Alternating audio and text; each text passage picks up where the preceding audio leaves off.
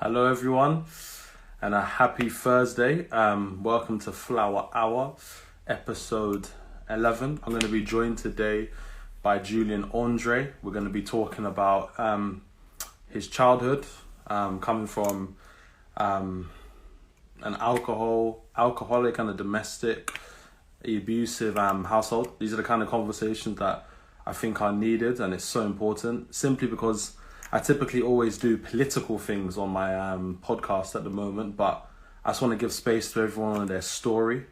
It's something that people don't always talk about regularly, so I want to just say I'm really thankful that I'm going to have Julien coming on the page and talking about this. So let me see if he's locked in, and I hope everyone's had a good day so far, and I hope you're going to be asking questions and just enjoying the very real but very serious conversation that's going to happen.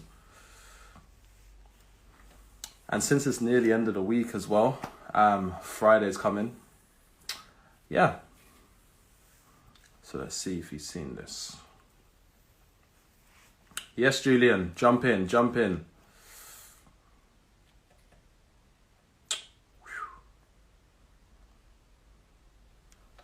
Now to send a request. Oh, and also as well, actually, I forgot to mention that I'm going to be having...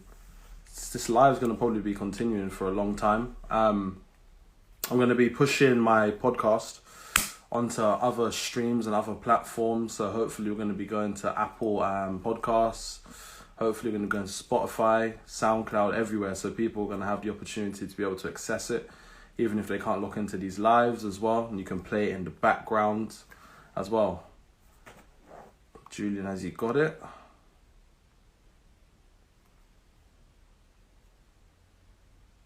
Let me see if he's got it.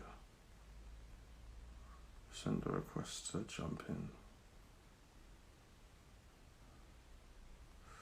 He said it's just loading, guys. So hopefully as everyone slowly starts to stream and come in, you're going to catch us right on point for the start of the conversation.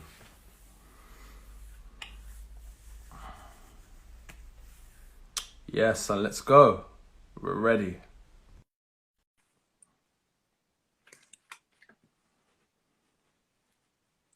Hopefully my connection doesn't play up either.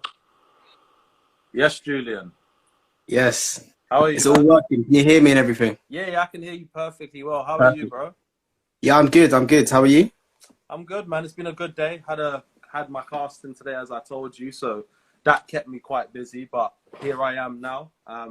Ready to have the conversation, man. I'm looking forward to it. Good. Yeah, same here. Yeah, man. As I said, I know it's a very personal and a very probably emotional story. So I want to say thank you for just having the conversation and being willing to share it, you know? Oh, thanks, man. Yeah, thanks for having me. Yeah, because I think a lot of people will probably benefit from the conversation that we're going to have, most importantly. Yeah, no, I really hope so. Definitely, man. So if you could introduce yourself so everyone knows who you are, that would be amazing. So yeah, you can tell us 3 interesting facts about yourself as well. 3 interesting facts. Yeah. Yes, obviously my name's Julien. I mean, I guess the most interesting things that have happened are probably going to come up in the interview. So, like, yeah, I've been, I've spoke to hundreds of politicians before. I don't know, like, been on national television.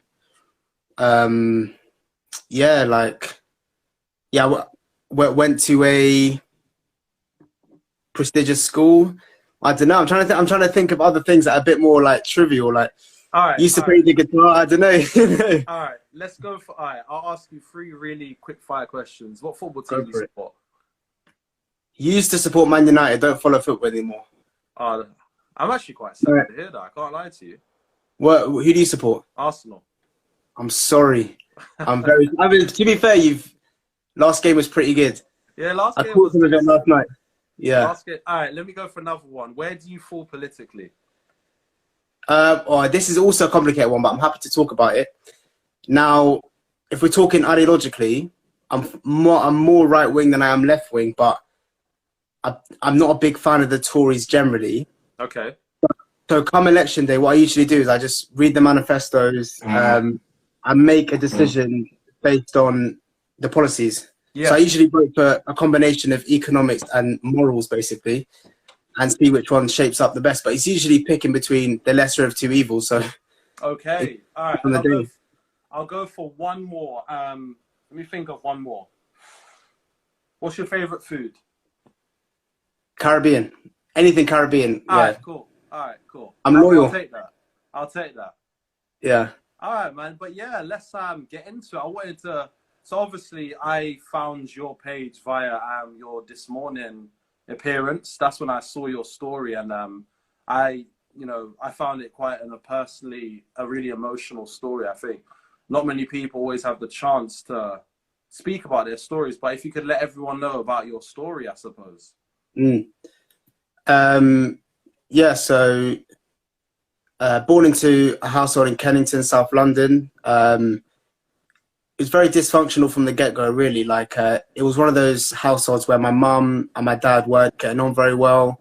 But my mum really wanted to stay because, she wanted to keep the kind of family unit together. But it was just full of drug abuse, alcohol abuse, domestic abuse. And sooner or later, my mum just had enough. But given the situation, given how toxic it was, she didn't have any sort of financial support or just didn't really know what to do. And she left home at 18 because she was in foster care and everything. So we left. She left, took me with her, but we were homeless and we didn't have anywhere to go. Like it started off kind of on the street as the kind of what you think of when you think of homeless, but then it became like sofa surfing. We stayed in hostels. Then eventually we through friends made of the hostel and just we kind of through the whole process we found some people who helped us get on our feet. We got housing. I found a school, a church, and then just tried to make it through. And come year 6 in primary school, a charity called Buttle UK, which I'm guessing we'll talk about a bit later on, approached the school and said, look, we know this isn't a great area, but we want to sponsor one kid who you think would succeed if it wasn't for their kind of disadvantages. And the school just had a meeting and chose me miraculously. And then I went to this boarding school in the Cotswolds from year 7. Left and then all the way through, just finished my A-levels, version of A-levels, and left home about 6 months ago. And now we're here. And how has life been, I suppose, ever since you were given that opportunity to go to, was it a private boarding school, right? Yeah, private boarding school, yeah. Yeah, what has that private boarding school been like? Because not many people would have had the opportunity. Because I remember when I grew up, I wished my mum put me in a private/boarding school, but obviously she couldn't afford it. And I think I would have done certain things probably a bit sooner. So what was your experience like, and how has it shaped you to be the young man that you are now? Yeah, well, I mean, just from the get-go, only 7% of schools in the UK are private and only 1% are boarding schools. So just from the get-go, it's only obviously a small percentage of people who get that privilege. And it's a blessing that I went. I think the biggest thing was the mindset thing, because I remember growing up, it was often that whole narrative of, oh no, well, only certain people will be successful, only certain people will have money, only success is reserved for the wealthy and those who come from stable families. That was the kind of narrative, or that was the philosophy of the area.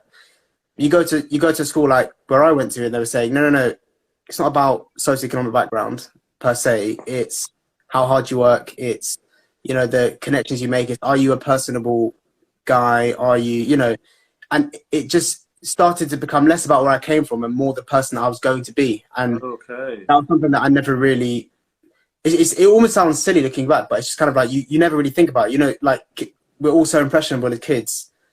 But I went to the school, obviously it was a phenomenal education. There was a sport, but it was the mindset change that really changed my whole perspective just on life, so that's probably the biggest thing. Okay, and when you think of what you experienced when you saw what your mother was going through, and also in regards to your dad, how did you cope, I suppose? I know you were young, but I'm sure those memories were extremely vivid. What was it like? Yeah. Could you recall that emotional feeling when you saw what was going on? Yeah, I mean, as you say, I was very young, but it's obviously, let's say like, well, in infancy, your earliest memories are developed, right? So growing up, I grew up in quite a, well, in this situation I described, but my earliest memories were made during that time. And I just remember like, yeah, like aggression. And I remember I have a really clear memory of just a derelict house, because as my mum and dad started to split, I would kind of go back and forth. And when we went in Kennington, so my dad's French Algerian, so he lived in France. I'd go back and forth from France as well. And I remember this really derelict house. I can't, yeah, it's really, really vivid. But then obviously as you get older, you learn more and more, and you start to put the pieces together and you understand kind of your story and where you've come from.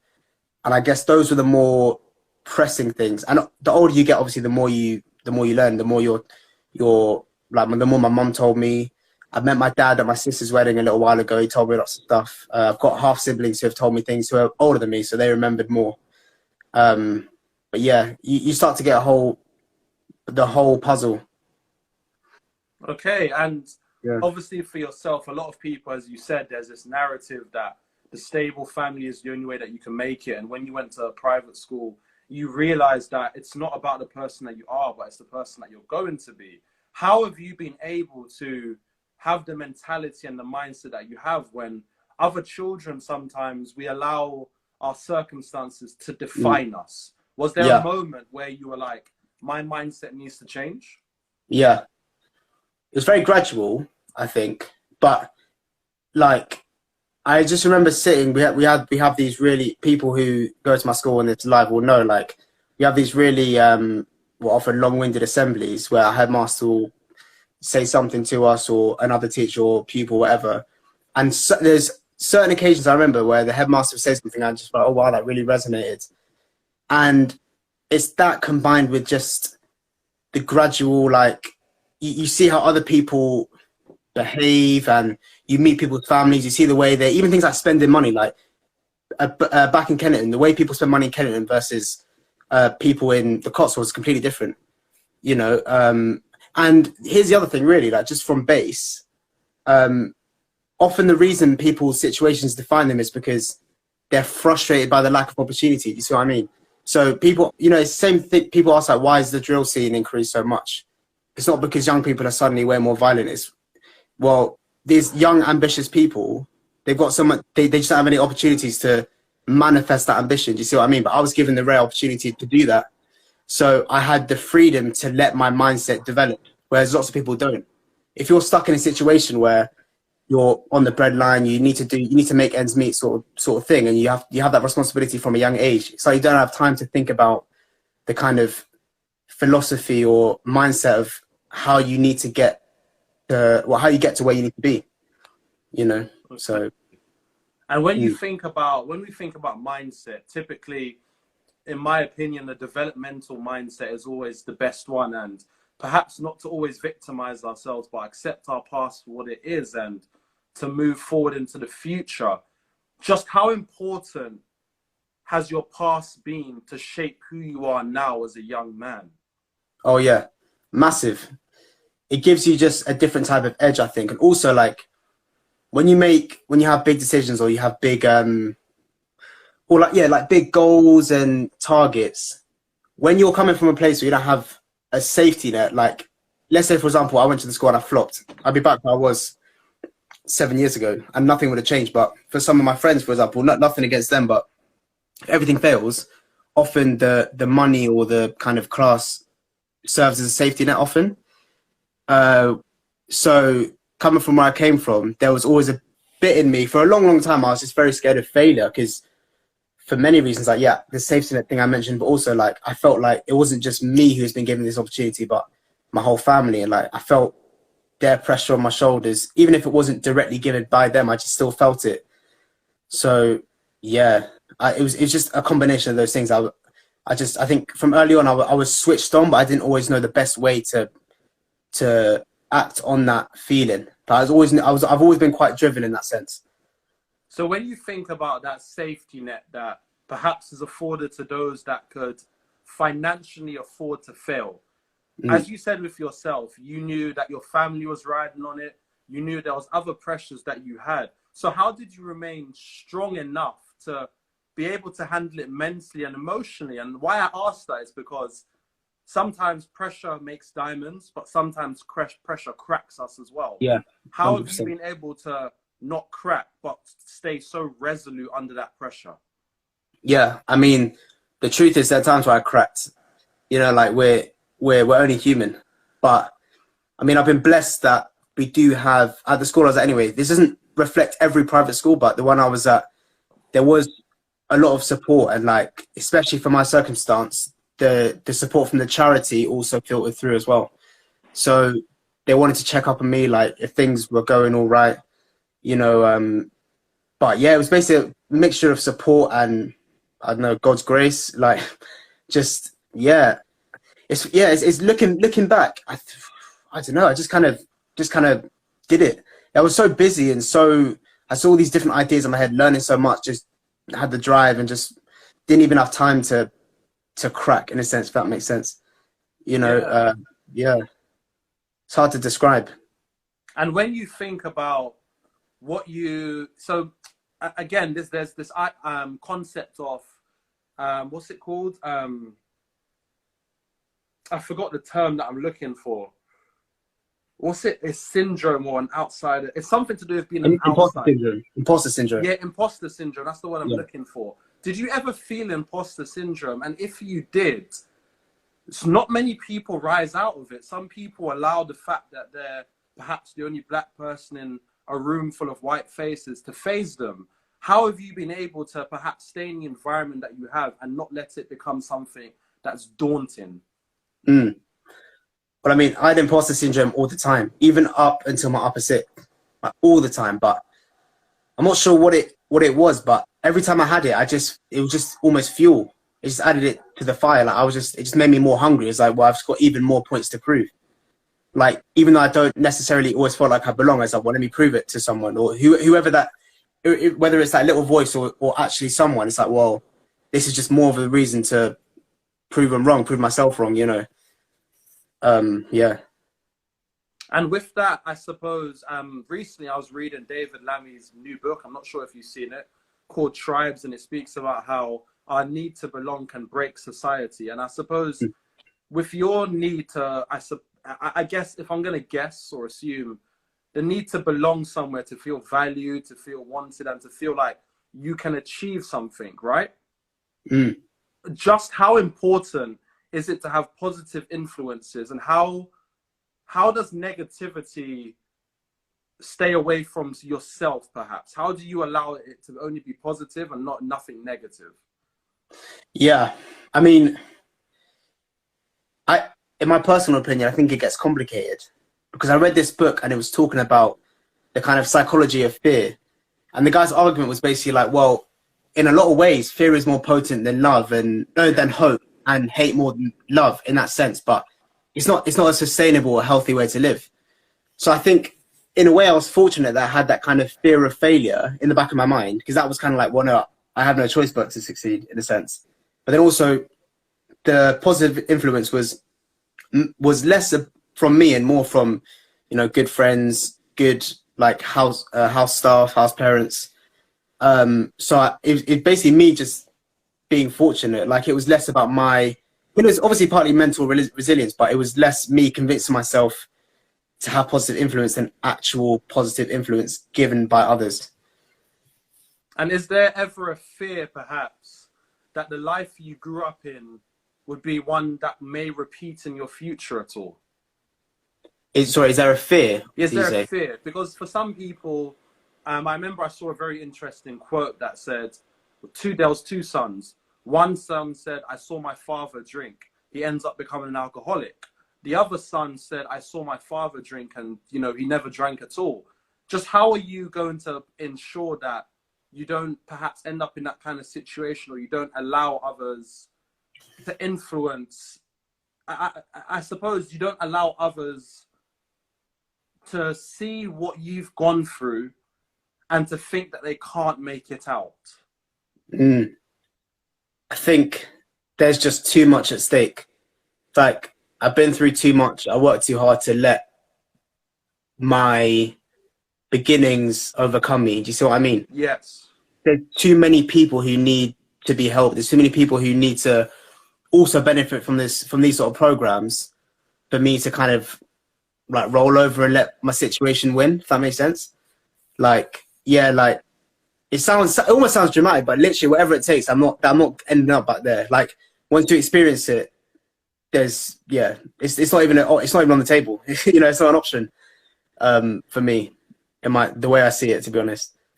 And the Buttle program gave you the opportunity to be able to go to private school, and as you said, you were picked as one child that they saw the potential in, and your school signed you up for it. If you could just explain to the viewers what the Buttle program is. Yeah, so Buttle UK is an organisation which takes kids either from foster care or some sort of family dysfunction, usually in, you know, worse areas, that's where it's most prevalent, generally speaking, and put them into boarding schools. Buttle UK, it's specifically boarding schools, but there are other charities like it which just do private schools in general. And the idea or the theory behind it is to be an alternative to the foster care system or the estrangement system, because, like, you know, like these systems are designed to be temporary. Like, if you don't get adopted, you're kicked out of the house at 18, and there's no kind of support for the dysfunction that's happening back home. But what Buttle and other charities try to do is put you in a situation where there is the support, there is the education, there is the mindset change I was talking about, and try to take you out of that situation.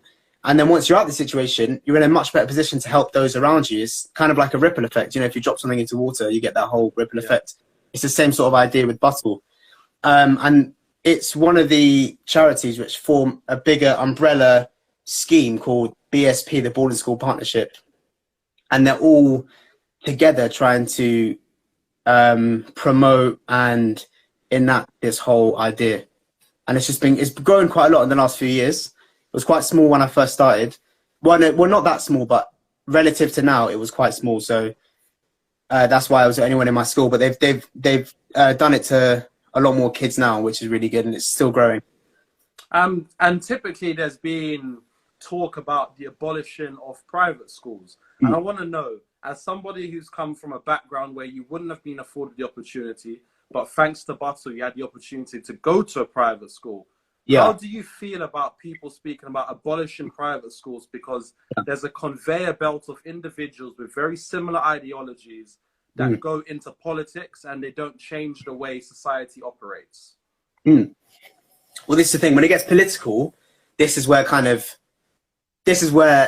we were saying before, I'm more right wing. It's because my personal opinion is that, look, we're imperfect people living in an imperfect world. So naturally, there are going to only be trade-offs and not successes. So when it comes to education, what are the options we have? Okay, we've got state schools. Some work well, some really, really don't. What about those who aren't privileged enough to have, like, you know, a stable home life? Well, okay, well, what if they go to foster care? How's that working? Not very well. So we got to look at alternatives. And I always ask the question, well, what's the alternative? Now, this program's provided an alternative, which is better than anything I've ever seen. And historically, I think there hasn't really been a better alternative. And they're putting it into a place where, again, historically, is actually quite elitist. You know, private schools were originally, you know, for wealthy boys and stuff. And it has that history of elitism. But slowly, it's not the same it was 50, 60 years ago. Like, you look at my school, for example, there's loads of diversity. It's only a small school, but, you know, like almost 30 different nationalities. And it's not just one token kid, it's like whole communities, you know. So we're moving to a place where private schools aren't what they were. We're already at that place, and we're just getting better and better and better. So to abolish private schools is almost taking 2 steps forward and 1 back. Okay. It's not solving anything. I think we're just eliminating another alternative. A better question is, or a better policy would be, how do we better use the asset of private schools rather than let's get rid of them and start again? Because it's not helping. You know, I really do think that. And as I said before, like, young, ambitious people frustrated by the lack of opportunity. That's what we're dealing with at that level. So to try and eliminate the class barrier by taking away a historically elitist system wouldn't actually work. It's going, well, how do we, instead of bringing everyone down, how do we bring everyone up? And if we were to abolish private schools, how do we make state schools better? But then we've already, you know, we've already tried. We're just kind of going around in the same the same circle without solving anything. But if we keep private schools but then better use them, I think we'll be in a much better place. Okay, and that's a very interesting opinion. It's not an opinion that I hear often. I typically hear the argument gets drawn down to simply let's abolish private schools, but it's good to hear a different take, I suppose. And I wanted to know, how did you deal with the dichotomy of coming from a background where perhaps you don't speak the same lingo, your culture is also very different to the individuals you met. So how did you deal with that relationship, culturally speaking? And I suppose a class speak, because some people would say you went from a class lower and you went up. How did you deal with that? How did you navigate that? Yeah, you know, it's funny. Like when I look back, I remember my first day so clearly. I rocked up in this light blue night tracksuit, night pouch, and a pack of knickknacks in the pouch. You know what I mean? Like I was literally straight from the end. That's literally what it was like. And I walk in, everyone's in chinos. I'm thinking, where have I arrived? It's like freshman to Berlin, you know. And I was like, oh wow, okay. So I felt the dichotomy straight away. Yeah. And it's crazy because it was more than just a dichotomy. It was two worlds. Okay. And it just, but you know, and it just took time for me to realize, well, hold on a second. It doesn't have to be two worlds. They can come together. And that's where you really get productive. That's where the change really happens. I think it's when we realize that, you know, like it isn't them and us. It can be together. It can be togetherness. And I think that's a goal we should really work towards.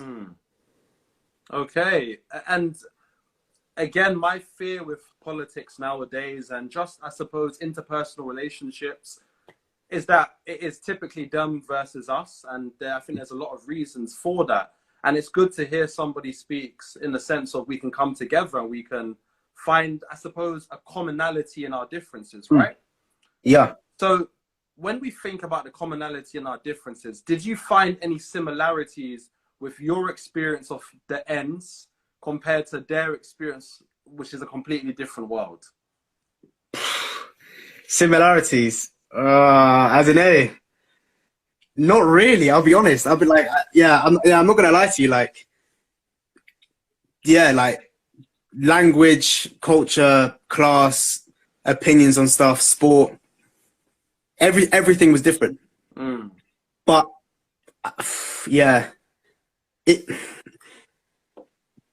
like in terms of those sort of things, the bare bones, everything felt different, you know. And I guess the important question is to ask why, you know, how do we get to that point?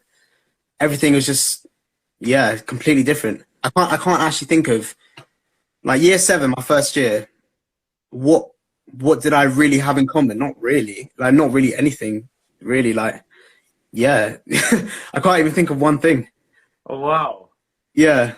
Were you ever asked the question, what are you doing here and how did you get here? Not directly.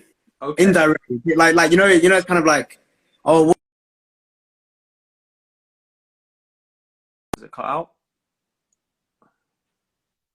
Oh, is that my back? It cut out, by the way. It cut out after indirectly. Indirect, so I wasn't asked the questions indirectly. I think in kids, like playing up. Wait. Did it? Oh, you're right. Can you hear me? Yeah, I can hear you. So it cuts out a little bit. Yeah, it cut out indirectly. What, twice? Yeah. Okay. I think because we were kids, it just kind of came up in other conversations. So when we're talking about what we're doing in the summer holidays, some of them might be or winter, like any sort of holidays. Some of them might be, I don't know, skiing or something. But then I'll be going back home and then asking, who's, or just talking about general plans. Mine was always, I'm going to go back, do this and that, meet my friends. And theirs was always something like bougie, basically. And sooner or later, people start thinking, so what does your mum do again? Like, what does your dad do for work? Oh, my parents are split. Oh, what is your mum? Oh, she's unemployed at the moment. Oh, and then it's just like, well, how does it? But because we're all kids, there's a certain level of perspective that we don't have yet, which is just natural. It's like people don't understand that you don't just have a certain amount of money. You earn the money, or you're given the money, or something. So when it's like, oh, well, what house do you have, or what car do you drive? It's like, well, my mom doesn't drive. I don't like. My dad's not around, And slowly but surely, like those sort of things were uncovered, but it wasn't malicious. It just kind of came out. And I think because we're all kids, like, even if we didn't have that much in common necessarily, like, or no, not even necessarily on paper, it didn't really matter. Like, we still went to the same school, we wore the same uniform, we played the same sports, we watched the same stuff on TV, like, and that's just kind of what it was. Like, you know, like, I could come from wherever, but we still jump on the P4, play FIFA. It's the same sort of thing, you know? Yeah. Like, yeah. I think that's good that if I started in sixth form, it'd be a different story. But because I joined when I did, you just kind of kids being kids. And I think kids represent the best and the worst in humanity. You look at children, they're so innocent, but at the same time, they can be so, quote unquote, without being religious, devilish in the sense as well. And I wanted to ask you, when you think about who you are now as a young man, especially, you know, you said recently that you went to your dad's, you had a sibling's wedding, right? If I'm correct? Yeah, that was when I was 16. Yeah. Okay, and are you in better contact with your dad now, or was there a period where you were no longer in contact? Yeah, so I met him that one time, and to cut a long story short, I was like, yeah, I'm not going to meet him again. Like, Okay. Just quite disappointing, really. Like, I wasn't expecting much because I kind of heard what he was like, but yeah, it's just an important thing to do, I guess. And it was inevitable anyway, because I wasn't going to miss my sister's wedding and he was going to be there. So it was inevitable that we were going to meet and talk. But yeah, very disappointing. He was very unapologetic, didn't really care. He was happy to call me a failure, you know, like things like that. Yeah. But what can you do? But yeah, just got to move on. And what happened with you in childhood was quite traumatic, understandably. And your mum had to deal with everything that went on. And I suppose as a young man, typically we have to navigate our own sense of masculinity and manhood. How were you able to do that without your biological father around? Yeah, it's a good question, actually. It's the natural thing for guys anyway to always seek father figures. I mean, yeah, I was blessed in my school to have some good role models that I could look up to, but my uncle was, even if he wasn't around physically, he was always kind of checking up. And I really look up to my uncle, like, just, he's got a next level of just hunger and grind that I haven't seen anyone else, like, ever. He comes from quite a bad background himself, but yeah, he's really made something of himself. And even when I was little, I always knew, like, he always had a bit more money than everyone else. He always just sounded a bit more intelligent than everyone else. And yeah, he's a massive role model for me, I think. So having him around really helped. Okay, so when we think about how you had to navigate masculinity and manhood, but that was through your uncle, was there ever a yearning for your father amongst everything that happened, unfortunately, with the alcoholic and domestic abuse? Yearning for him to what, like, do his suppose job? To be there, you know, wanted to see him. Was there never that yearning? Because my father died when I was 6 years old, but my mum and dad were together. And I think about my dad, and everyone tells me how amazing he was. And obviously, we come from very different worlds. Your dad perhaps wasn't the best, but children, we still crave our fathers, I suppose. Right? 100%, yeah. Did you ever have that moment? And was there a point where you just realized, was there a realization where my dad's not going to come back? I'm going to have to be my own man, and I'm going to have to show myself how I'm going to be a man? Yeah, no, like when I was in the junior years of school, like 7, 8, 9, I had those thoughts a lot. And there was a point in year 9, I remember, and there was a big, like, in the boarding houses at school, every Tuesday was something called an in-house night. We would all do something together as a house. And there was one where I skipped it because I was just in a bad mood, just like in my feelings type thing. And yeah, I just kind of like really rationalized the whole situation and was like, wow, this isn't great. You know, like just really had that introspection, that moment. And I just broke down in tears, and I was just there, like, just thinking, wow, this is my situation. And if there was one moment, that was it, where I really switched and really kind of started to turn the tables. And that was where I realized, like, well, this is what my dad's like. There's no point wanting anything to change, because realistically it isn't. You know, I'm here I've got these opportunities. You know, and it was yeah, that was the moment, I think. But of course, yeah, I had that yearning from young, from just as I got older. I'd say, yeah, up until about year 9, there was something in the back of my mind saying, yeah, maybe he'll magically turn up. Maybe maybe he'll pick me up from school and we'll, do something. That sort of thing. I had that, definitely. Okay, and from my personal experience, I remember my cousin once said to me, he said, as children, we wear the sins of our parents. How have you been able to deal with the trauma of your childhood and also the absence of the father figure that you once yearned for? Oh, man.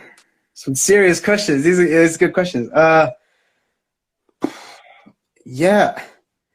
I think it's always, in a word, it's awareness. Just being aware of where you are, counting your blessings. Also thinking like, who do I want to be? Who am I now? And what are the things stopping me from getting to that place? And oftentimes it's the questions of, well, this is what I learned when I was back in London. This is what my dad did, my mum did. This is what maybe like a cousin did. And do I want to make the same mistakes? No, like in a way, it's a blessing that I can see the mistakes others have made and seeing the consequences and go, no, I don't really want that. So I'm going to do something different. And that's what it really boils down to. I think that's what it boiled down for me as well. Okay.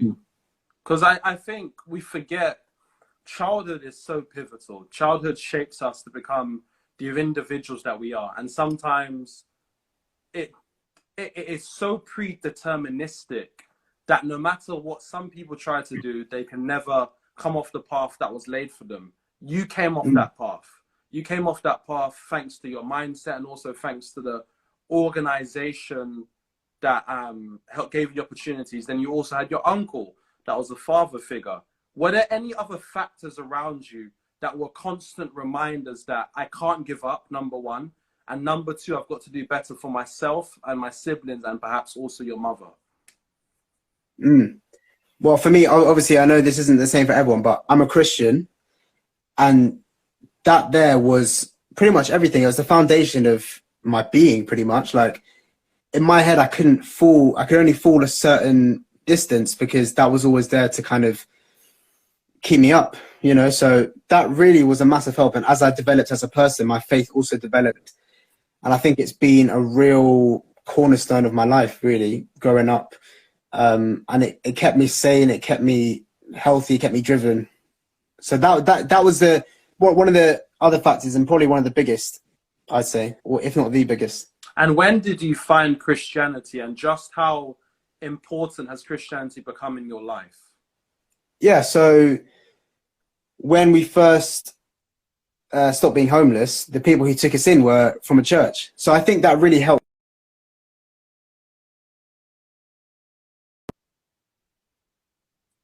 Can you hear me? Yeah, can you hear me all right? Can you hear me? Yeah, I can hear you. Can you hear me?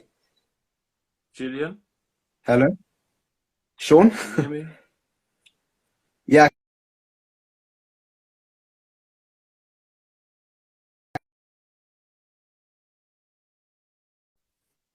Yeah, I can hear you perfectly. The can you hear me as well? Out at homeless.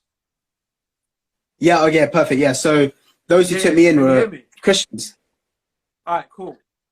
Yeah, okay, cool. I think so. Cool. Yeah, those who took me in were Christians. Sorry, it cut out. Perfect. Yeah, that's my friend. Hi, Daniel. Yeah, okay. Yeah, so those who took me in were Christian. My mum and myself were Christian. They were Christians who took us in. So we had. Yeah, I can hear you. Okay, cool. Yeah, perfect. Yeah. So for us, the mindset of one of the kind of opinion of Christians was different to what it is nowadays. Often people think of them as kind of judgmental or, those sort of things. But for us, it was, it was an image of love and kindness and grace that people don't often see from Christianity. So that was the first thing. So from there, my mindset was different to lots of people just in that sphere. And then growing up, I started to do more investigating myself. I'd say my faith really became what it is now in the last few years when I've really started to dig, and like I want to study philosophy next year, so I'm always asking these big questions. Ask any of my friends is all I talk about. But yeah, so I just did a lot of digging, did my own kind of research and study, and yeah, I think in light of the evidence, in light of my own experience, that's why I'm a Christian. And as you said, Christianity is a big reason why you are the way you are now. In the foreseeable future, some people would say, I suppose this is maybe my projection, this is my belief. I think sometimes humans don't give themselves enough agency. The power that we have and the things that we do, we render it to something that's supernatural, I suppose. And in the foreseeable future, what I wanted to ask is, where do you see your life going? And how important do you think your earlier years in terms of adolescence have been to where you want to be in the future? Career-wise, I want to be a lawyer. Defend those who don't have the means to defend themselves. And then, yeah, I've got a few other goals. Like I really want to plant a church. I'm starting a program soon to help me do that. And yeah, like just see where that takes me. Just in those two things, there are a lot of development and progression options that can happen. So I just want to, just run with those things. And I think my experience as an adolescent or even younger or older have really helped me to, just like gain a bit of perspective, just gain some experience. Like people, as I said before, the minority of schools in the UK are private and even less are boarding. So that in itself is a rare experience. And then you couple that with where I came from, it's like an even smaller percentage. So I've been blessed in the sense that I've experienced a wide range of things that people don't usually experience in 11 years. But that's what I did. And then carried on, and then 18 years, I've kind of been through a lot. So I think it's really helped me to know where I want to go and have a clear picture of how to get there as well. And as you said, you were afforded an opportunity that not many would have had. What do you think your life would have been like if Buttle didn't intervene and give you the opportunity that you had? Yeah, I think it's the question I'm asked the most.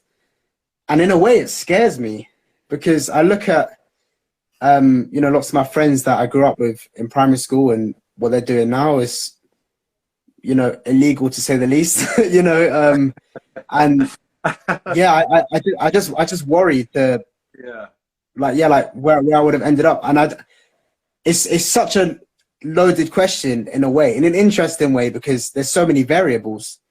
Like a conversation can change someone's life, but then this is something like astronomically different. So yeah, in all honesty, I don't know, but it scares me.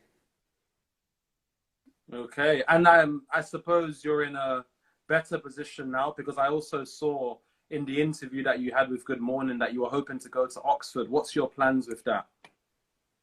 Yeah, so for Oxford, I applied for philosophy and Spanish. Had my interview and everything. The philosophy one went really well, Spanish not so well. And they send you this long document about like what you were like and everything. And in it said philosophy was your essay and exam and interview was brilliant. You could have got in for philosophy, but the Spanish let you down. So they were like, we strongly recommend you reapply for philosophy and theology next year, because at Oxford you can't do philosophy just on its own. And then I kind of had a decision to make, but I really, really want to study Spanish as well. So instead I chose my second choice, which is Exeter, and that's where I'm going in September for philosophy and Spanish. And how are you feeling about going to Exeter? Because you're going to go on and study at, again, another really prestigious university. Yeah, I'm so excited. So excited. Something new. I feel like a lot of people feel this, that in secondary school, like a new experience. And also it's one of the first ones where I've really had autonomy in choosing it. Primary school, secondary school, people choose that for you.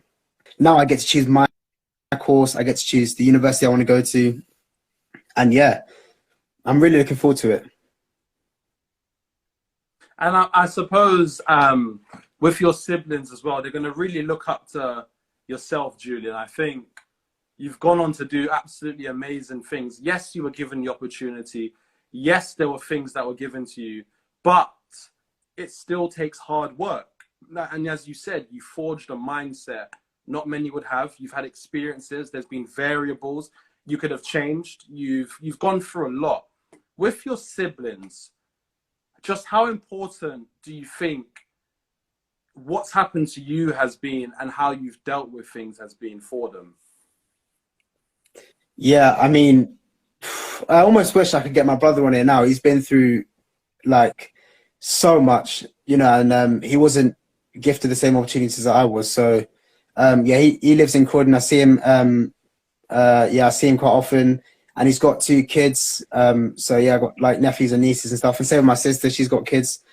Yeah, like they've both been through a lot, and I mean, I think they do kind of.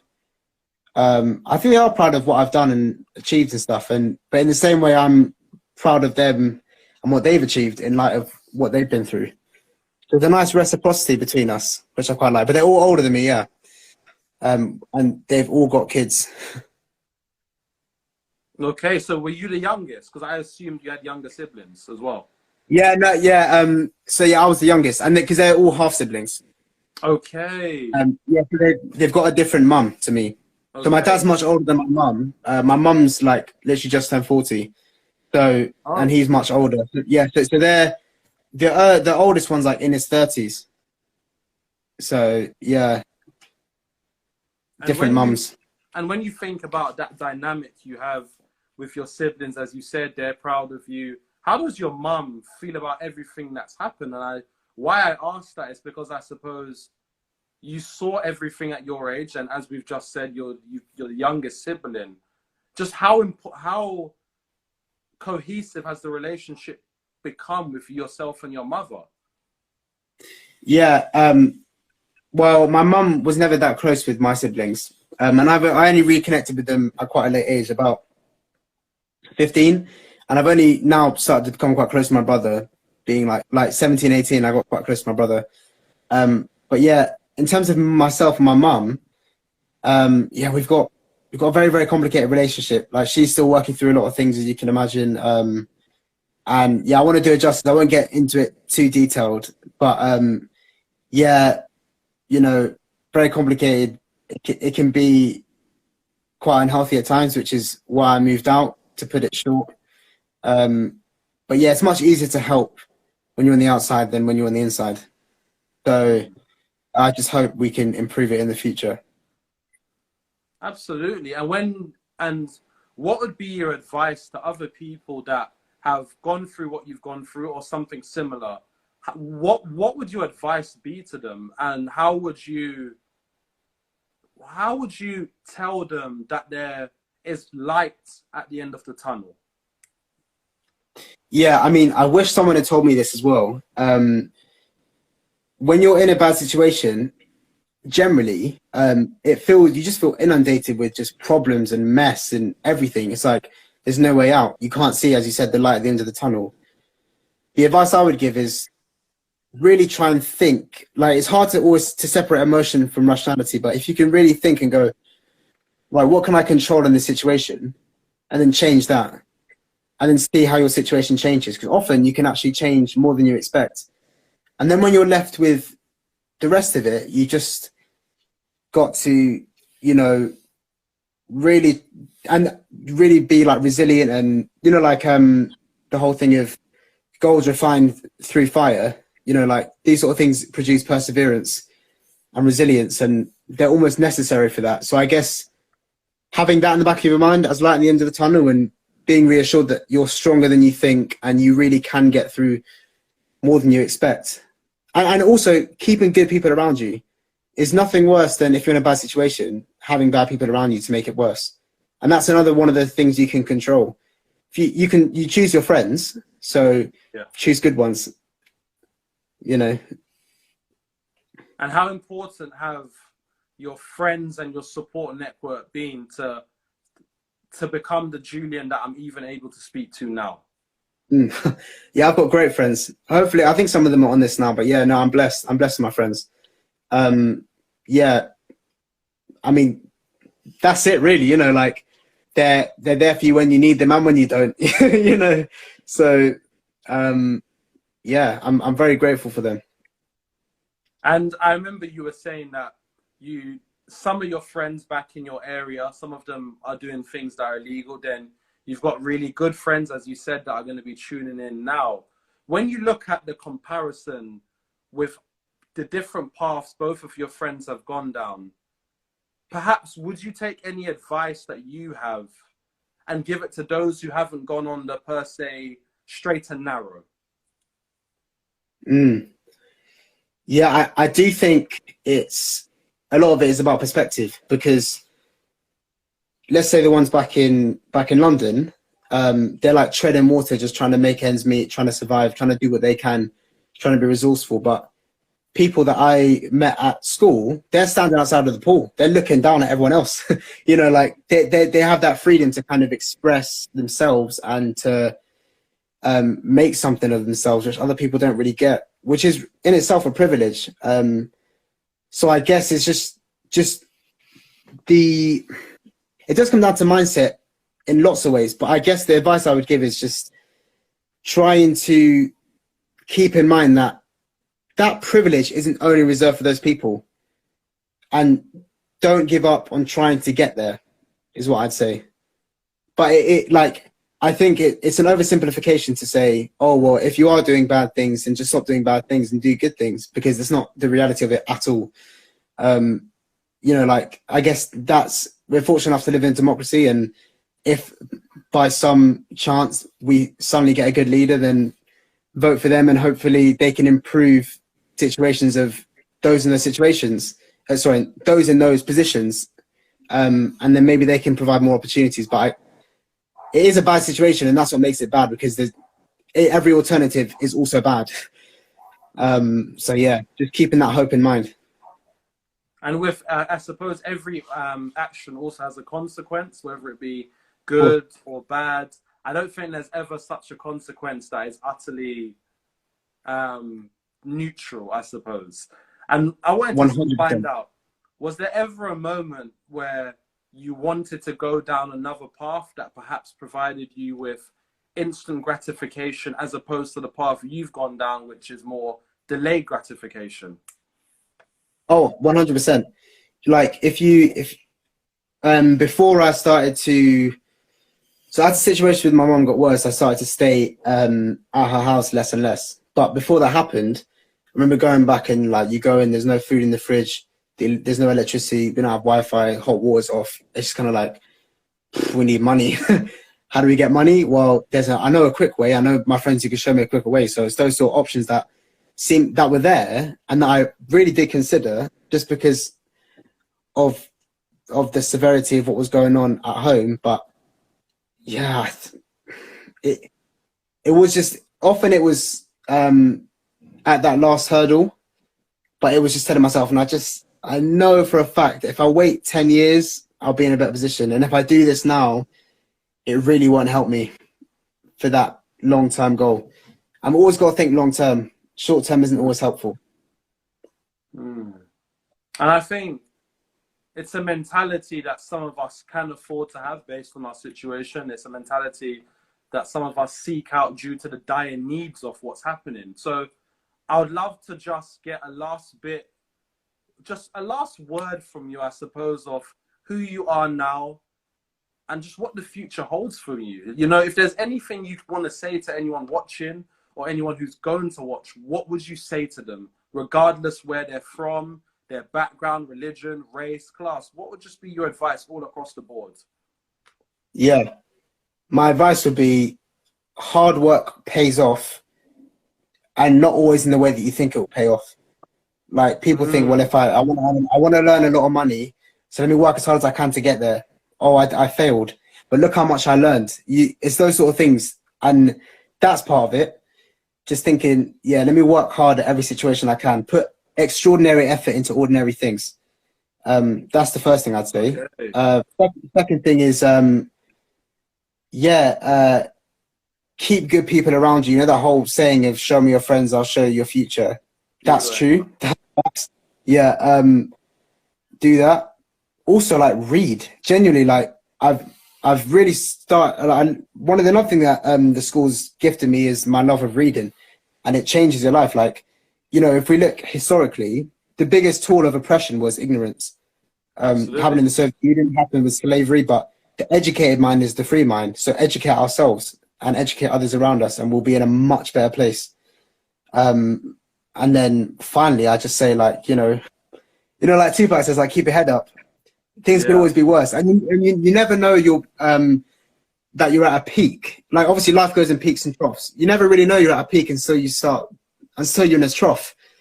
So it's that thing of counting your blessings and what do I have? What can I be grateful for? And just, you know, keep going with that. That's what I would say. And last one, who are your role models? Oh, yes. Now, this is the thing, like I said earlier, obviously, I think we're imperfect people in an imperfect world. So there isn't one person. I mean, let's talk about Jesus. But I'd say a mixture of people, like my uncle, definitely, as I said before, my house parent, my senior house parent at school. Yeah, big up Jeff is what someone put. That's the name. Yeah, and I say, yeah, I think, let me think. Yeah, like, it sounds so cliche, but someone like Martin Luther King. Okay. Genuinely, like you watch some of his stuff, you read his speeches, you read what he was all about. And yeah, it's like, it's amazing. Genuinely, like, revolutionary. So I'd say those people. It's so interesting, though. The first two people you said were the people that are in your immediate circle, which says which says a lot, I suppose, about the system you have around you, revolving around you, is a positive one, and it's one that other people need to incorporate into their life. I think generally I'm always excited to do a live, but the smile on my face says everything. When I speak to individuals such as yourself, it reminds me that there is light at the proverbial end of the tunnel. And also, if we allow our vision to become jaded, we lose track of the bigger perspective, you know? And 100%. I'm excited to see where your journey goes. And when you're a lawyer, I'm going to be coming to you to come and represent some of my You think cases. you'll need it? Yeah. No, thank you. No, but yeah, no, likewise, definitely. Yeah, like, yeah. Do you know what it is? I hope I won't need a lawyer, Julien. Yeah, me too. I hope you never call me again. I hope it's that sort of thing. Yeah. Like, I hope I wouldn't have to call, but definitely I'm looking forward to us meeting up because you're close to me, I suppose, right?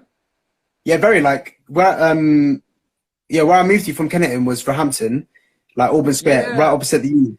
Yeah, so it's crazy. Like, you know Eastwood Estate. Yeah, that's where I was. Definitely, man. Like, we have to link up, and I just want to say thank you again for sharing your story. I know it's not easy, and there's going to be a lot of people that I think are genuinely going to feel inspired. You've given a lot of practical advice people can take away, you know? Yeah, well, I hope so. Yeah, I do. I really want to help. And people say that a lot, but I genuinely do. I really want to help. So thanks for giving me the opportunity to try and do that. And yeah, thanks for what you're doing. Like, I watch, if not all, then some of your flower hours. I do enjoy them. So thanks for putting them on. No, I know people love them. I love them. Thank you so much. No, I appreciate that. Again, It's just about giving people with different stories, different experiences, the space to talk about it, you know? We have platforms, and it's just good for us to have these conversations. Julien, again, just thank you so much. And I'm going to write that article on you, as I said, I promise. Yeah, cheers, man. Thanks for having me on. Blessings. So definitely, we'll talk soon, brother. Yeah, definitely. Thanks, man. Have a good day. And you. All right. Bye.